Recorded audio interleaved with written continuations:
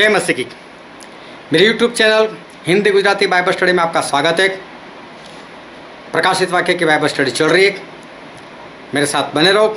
आज वचन है प्रकाशित वाक्य उसका 12वां अध्याय 4 और 5 वचन, और मैं पढ़ता हूँ। और उसकी पूँछ ने आकाश के तारों की 1/3 को खींचकर पृथ्वी पर डाल दिया, और वह अजगर उस स्त्री के सामने से जो जच्चा थी खड़ा हुआ।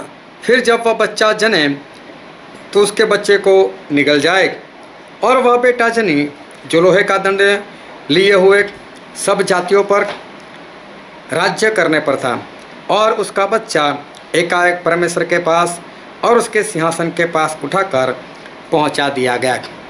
अभी ये अजगर कौन है? ये उसकी पीछ ने 1/3 जो तारों को खींचकर धरती पर डाल दिया, वो सब इसके पहले वाले पार्ट में हम सब कुछ सीख गए। ये जो स्त्री है वो तो इज़राइल है, वो भी हम देख चुके, और वो गर्भवती थी। और वो प्रभु यीशु की बात है कि प्रभु यीशु वहाँ पर पैदा होने वाले थे, और ये प्रभु यीशु की ही बात है, वो हमको यहाँ पर पता चलता है। क्योंकि यहाँ पर ऐसा लिखा है कि वो जब बच्चा जने तो वो शैतान उसको निगल जाने के लिए उसके सामने खड़ा हो जाए। तो बोला वो बच्चा जनी जो लोहे का दंड किए वो सब जातियों पर राज करने पर था। ये बच्चा ऐसा था, मतलब प्रभु यीशु लोहे के दंड से लोगों के ऊपर राज करने वाले।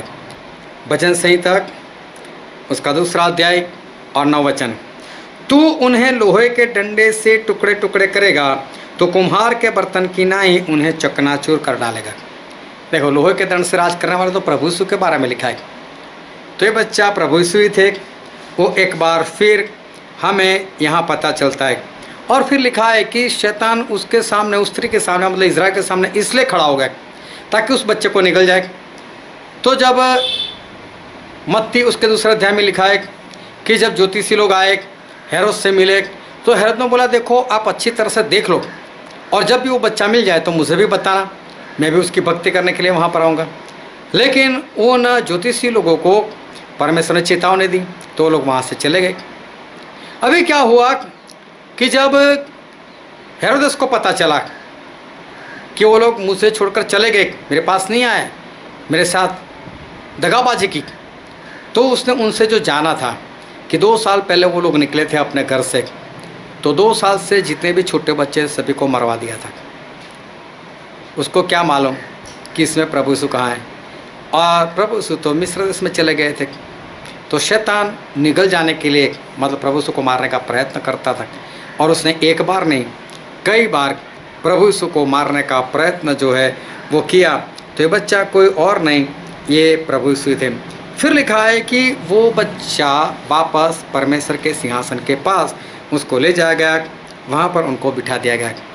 और मरकुस उसका 16वां अध्याय उसके 19 वचन में लिखा है कि प्रभु यीशु यहाँ से उड़कर, यहाँ से निकलकर वो पिता परमेश्वर के दाहिने ओर बैठ गए।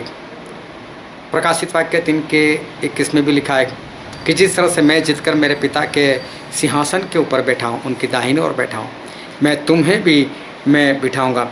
और ऐसा एक वचन नहीं है, बाइबल में बहुत जगह पर लिखा है। प्रेरितों के काम उसका 2 अध्याय 33 वचन में भी लिखा है कि प्रभु यीशु चले गए और पिता परमेश्वर के दाहिने ओर बैठ गए।